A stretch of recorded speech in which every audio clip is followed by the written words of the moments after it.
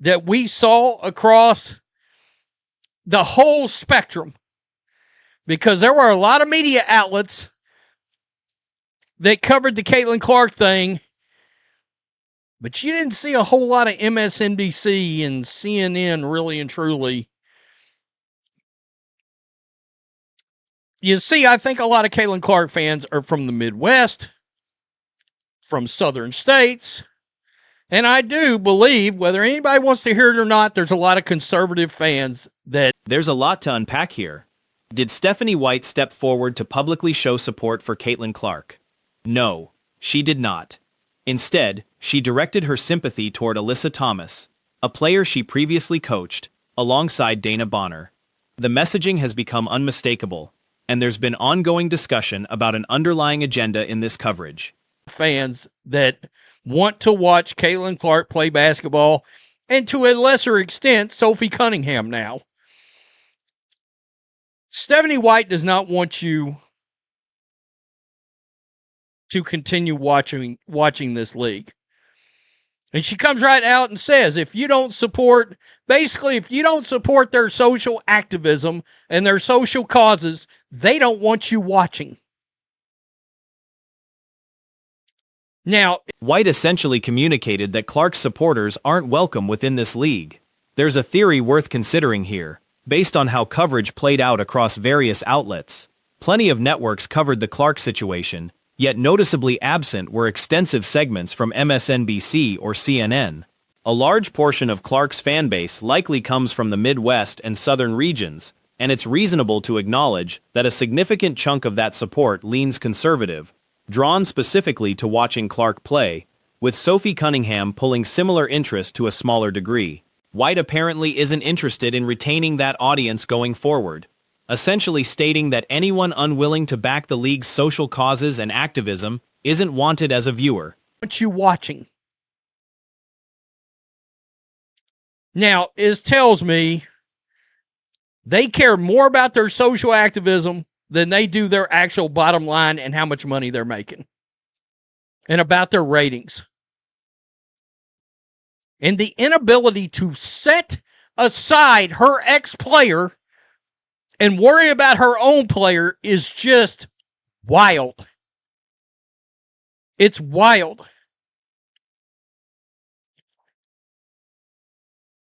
That signals priorities placed on activism over financial performance and viewership numbers. The inability to separate loyalty toward a former player from responsibility toward a current one is baffling. Plenty of fans simply aren't interested in identity politics mixing with sports. People tune in for competition, nothing more. There's no desire to be labeled unfairly just for not wanting social commentary included with the games. Yeah, you're right, Stephanie White. A lot of us don't want to see identity politics. We don't care about your social act. Sports fans tune in to see sports. End of story. End of story. And we don't care to be called names because we don't want to see your social activism. We know where you politically stand, and we know where your social... The political leanings and social causes championed by league figures are well understood at this point, and fans retain every right to say they'd rather not engage with that side of things. Viewership numbers have surged threefold, yet a majority of those new viewers have no interest in the activism angle. That reality seems worth sitting with. White's remarks continued, addressing the situation involving Alyssa Thomas before taking questions, calling the entire episode completely unacceptable. She pointed to rising toxicity across the league broadly, citing racism, homophobia, and blatant hostility as thoroughly unacceptable, attributing most of it to online communities, rather than genuine Wenbei or Fever supporters. Know where your social causes lay. Y'all have made that very clear. We also have the right to say, you know what, we don't want to see it. Your viewership has tripled, and 2/3 of those viewers that showed up doesn't want to see it. How does that make you feel, Stephanie White? Or do you not realize that? Before we start with questions, I just want to address, what's going on with AT. I think first and foremost, It's like absolutely. Here's the thing though. Newer viewers tuning in are doing so specifically because of Clark, and most aren't pretending otherwise. Support follows her wherever she plays, provided the basketball decisions make sense, but there's little appetite for the accompanying activism, checked boxes, or broader agenda. Now that this audience is engaged and watching, they've earned the right to voice their opinions about it. That's simply how it works. Regardless of whether the league or its personnel appreciate hearing it or attempt to silence that perspective. This represents an entirely new demographic the league hasn't previously reached, made up of genuine sports fans, people who already follow football, college athletics, and baseball, now tuning into Clark's games, and, to a lesser extent, Cunningham's. It's like absolutely unacceptable. I think as a league, as a whole, there's been so much more toxicity, racism, homophobia, straight out like nonsense, hate nonsense. And it is absolutely unacceptable. Most of this coming from the online community. Most of this, in my heart of hearts, I believe, not coming from WNBA fans, Indiana Fever fans. I believe that this is. Well, I can tell you this. There's no interest in watching other franchises just because that's expected, and no apology is owed for that preference. People consume the content they choose to consume. There's frustration expressed toward those exploiting the league and its players to push divisive narratives, deemed unacceptable, alongside continued calls to protect and support athletes within the league. Competing at this level inevitably invites criticism, and the complicated relationship fans have with teams and players, that's simply part of it. Avoiding basic decency isn't difficult though, and anyone engaging in online hostility shouldn't claim genuine fandom. The new fans watching are here for Caitlin Clark. I don't think a lot of people are even trying to hide that. All right, we are here to support whatever team that she's playing for, provided they make the right sports decisions. But we certainly don't care about your activism. We don't care about what boxes you check. We don't care about your agenda. And now that we are watching, we can be vocal. The league's identity centers on inclusiveness, competition, and lifting women up collectively. It appears every possible box is being checked in this messaging. References to uplifting marginalized communities followed, though there's clear disinterest in hearing any of that. The desire remains simple: watching Clark compete, without additional commentary or messaging attached. There's no indication that this audience segment plans on disappearing, and no ability exists to force that outcome. And now that we are watching, we can be vocal about that. That is our right. Plain and simple. Whether you like it or not, whether you want to cry or not, whether you and the Indiana Fever and the WNBA want to try to stop people like me from talking, yeah, you've got a whole different section of fans that you have not had. It's the only reason you're getting ratings. It's you've got actual sports fans, guys like me. Personal lifestyle choices belong to those making them, without needing to be publicized toward an uninterested audience. White continued discussing inclusivity across all backgrounds as a foundational league value from day one. Yet 2/3 of the current audience represents newcomers, and if that messaging genuinely mattered to them, they'd have already been engaged over the past 2 decades. It circles back to the same conclusion. Unless someone's been a longtime supporter already, their fandom isn't valued. This entire situation feels genuinely bizarre. So if you guys don't know, Caitlin Clark finished second in WNBA voting, which I don't get why it took them 3 weeks damn near to put this out. Asia Wilson was winning, but I guess they couldn't expose that they was cheating with the votes, allegedly. Got to put allegedly on there. So Sophie Cunningham really didn't move, which is crazy to me because I was making videos. Everybody's making videos. Sophie Cunningham stayed at 15th. This is suspect more than anything. The league, according to White, will continue pursuing high standards, staying ahead on social matters, and supporting one another across every level of the organization. References to social norms prompt questions about whether this is a sports league or an academic institution pushing ideology. The stated goal remains elevating rather than demeaning or dictating, alongside rejecting any ongoing narrative framing players negatively. Fans, meanwhile, are going to keep demanding accountability, and that's simply something the organization will need to adjust to. The entire tone of these remarks reads as thoroughly unacceptable to a large portion of the audience. Everybody's making videos. Sophie Cunningham stayed at 15th. This is suspect more than anything. This is Sophie not making top 10. Sophie not making top 10 is suspect. I don't give a damn what nobody says. Everybody was saying Sophie should have been an all-star. Sophie Cunningham is leading all WNBA players in three-point shooting percentage. Why she's not an all-star is beyond me, bro. Simply is. Now, I'm not saying Aaliyah Boston, Kelsey Mitchell, and the other gang don't deserve it, but, man, they could have 4 players. Caitlin Clark finished with 1,023,000. So there it stands. Essentially, new fans were told directly they aren't wanted. Bringing politics into sports commentary wasn't the original.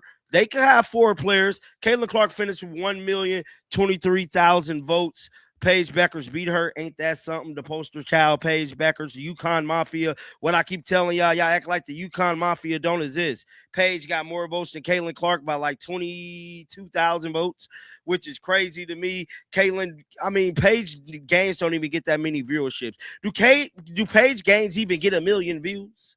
Like the viewership numbers ain't been released in a mighty long time. Why the WNBA ain't releasing the numbers? Because that shit is in the sunken place. Good Morning America ran a segment sympathetic toward Thomas, while other networks and various commentators sided with Clark. That reality may not sit well with everyone, but it stands regardless. Clark's own political views may not align perfectly with this particular audience, yet that's beside the point, especially considering she doesn't regularly inject political commentary into her public persona the way others within the league do. White likely should have anticipated significant backlash after making these comments public, especially given how strongly this fan base has rallied behind Clark. The league clearly struggles with inconsistency and double standards. Why the WNBA ain't releasing the numbers? Because that shit is in the sunken place. I can tell you right now, it got to be in a sunken place. Why they ain't letting everybody see exactly what is going on with the viewership numbers? Now, it is a way for us to look them up, but I ain't even do all that. The hater report say all the proof you need that the WNBA players hate Caitlin Clark. She is second in the WNBA in assists, tied for 4th in points, but players voted her 11th best guard in the league, ranked 2nd, media ranked 3rd. Notably absent was any public acknowledgement from the coaching staff regarding the online harassment, real threats, and prolonged stalking situation Cunningham has faced, including slurs and threats that went largely unaddressed publicly. Cunningham reportedly deals with racially charged hostility online regularly, a topic rarely discussed openly, and she hasn't made a habit of publicly complaining about it either. The broader question remains why a professional sports league centered on competition has become entangled in so much additional social commentary, given that's simply been the direction the league has taken. Strong criticism followed toward White and the organization broadly, with calls to trade both Clark and Cunningham elsewhere. Her 11th best guard in the league, ranked 2nd, media ranked 3rd, player ranked 11th, bro. Look at this. They got Paige. Here go to player votes right here. They got Caitlin Clark, not even in the top 10. I'm guessing not even in the top 10, which is crazy to me, man. It is what it is. Now let's get to the meat and potatoes. This is Raven Johnson comment section. So Raven Johnson comments, one comment stated, she is trying to survive the racist environment. She lied for the bigots and go home. The complication with that suggestion, though, is that similar attitudes likely exist throughout most other franchises in the league, since much of the league's identity has been built around social causes and activism. That approach reportedly correlates with games drawing only around 400,000 viewers before Clark's arrival reshaped audience numbers, largely because audiences resist feeling lectured to. There's confusion over why reporters haven't directly asked about Clark's well-being following the incident, with skepticism that Fever beat reporters would push that line of questioning given their general reluctance to challenge the organization. Coaches failing to fully support their own players draws criticism, alongside renewed calls to move Clark and Cunningham toward organizations that prioritize player support over messaging. She's trying to survive the racist environment. She lied for the bigots and go home. or tell the truth and don't go home. Fact of the matter is, when I was in Indianapolis, Raven Johnson was taking photos with Caitlin Clark fans, signing even Caitlin Clark jerseys at times. Raven Johnson was getting nothing but love in Indiana. She ain't just settling for nothing. She ain't out there being fake. She's showing real love to the fans like a superstar basketball player she is. And so for people to be sitting up here harassing her, now I'm going to go ahead and go to her Frustration mounts over perceptions that agenda-driven priorities have overtaken the sport itself, with pointed remarks suggesting the league increasingly resembles activism more than athletic competition, and skepticism toward framing Thomas purely as a victim in this scenario. Fans reportedly feel exhausted by being labeled unfairly for pushing back up here harassing her. Now I'm going to go ahead and go to her I'm going to go to Raven X account. Because I don't know, I'm pretty sure she probably put this on X. So let's pull up Raven Johnson real quick. Raven Hollywood. Let's pull up her X account. Let's see here. What did she say? Well, maybe this ain't from. Let me go back and look at this post. This might be from Instagram. Yeah, this is Instagram. Let me go on her Instagram real quick to see. Because if she's getting harassed. Additional mention arises regarding hostility directed at Aaliyah Boston previously, acknowledging she's also faced backlash online. Commentary continues suggesting more politically conservative viewers are reconsidering their engagement with the league entirely, a sentiment apparently gaining traction among that demographic. Despite friction this perspective creates, there's no intention of backing away from voicing it. The broader takeaway being emphasized is that publicly telling a portion of your audience their values aren't welcome carries real consequences. Let me go on her Instagram real quick to see, because if she's getting harassed for this, the WNBA players are lying. Everything they saying is a lie. Everything they stand for is a lie, because y'all said they was racist. Everybody was racist, but I guess all of a sudden people ain't racist to Caitlin Clark no more. I mean, to Raven Johnson. You ain't seen nothing yet. Trying to find it. Essentially, conservative viewers, religious viewers, and practicing Christians were told their support isn't wanted here. Considering Clark's background playing collegiately in Iowa, and now professionally in Indiana, both regions with strong conservative representation, this messaging seems particularly disconnected from the audience actually driving engagement. Calls continue for organizational change regarding leadership handling these situations going forward. Caitlin Clark has secured an all-star selection for a third straight year, and the voting results themselves are drawing attention.